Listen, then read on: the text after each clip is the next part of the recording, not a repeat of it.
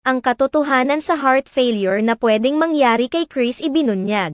Kamakailan lamang ay inamin ni Kris Aquino ang kanyang totoong kalagayan habang patuloy pa ring nagpapagamot sa kanyang mga karamdaman sa Amerika. Nitong February 14, 2024 sa mismong kaarawan, ibinahagi ni Kris Aquino sa publiko ang totoong nangyayari sa kanyang katawan ngayon at ang posibilidad na mangyayari sa kanya sakaling hindi gumana ng maayos ang panibagong gamot na susubukan sa kanya. Kabilang sa mga isiniwalat ni Kris Aquino ay ang posibilidad na anumang oras ay maaari siyang atakehin sa puso. Inamin rin niya na dahil sa kanyang mga autoimmune diseases ay may tama na rin ang kanyang puso kung saan hindi na umano normal ang tibok nito. Kahit na sa pagbabanyo ay nahihirapan na rin umano siya.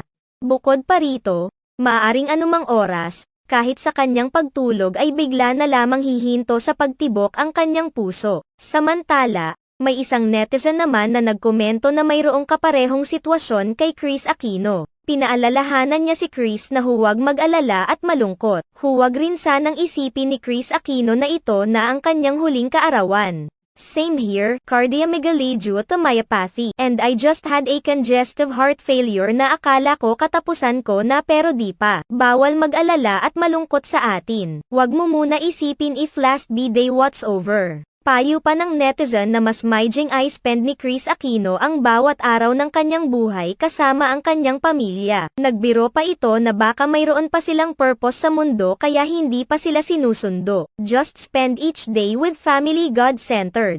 May purpose pa tayo kaya di pa tayo sinusundo. I share my prayers to you and your friends who are also having their personal health battles. Don't give up. We look up to you. Ilan pa sa mga fans ni Kris Aquino ang nagbigay ng friendly advice kay Kris Aquino kung saan pinayuhan siyang magkaroon ng sariling dietitian upang makatulong sa kanyang food intake lalo na sa sitwasyon ni Kris Aquino na maraming mga allergies. Patuloy namang ipinagdadasal ng mga netizens ang tuluyang paggaling ni Kris Aquino upang magkaroon pa ito ng mahabang oras kasama ang kanyang mga anak at taong nagmamahal sa kanya.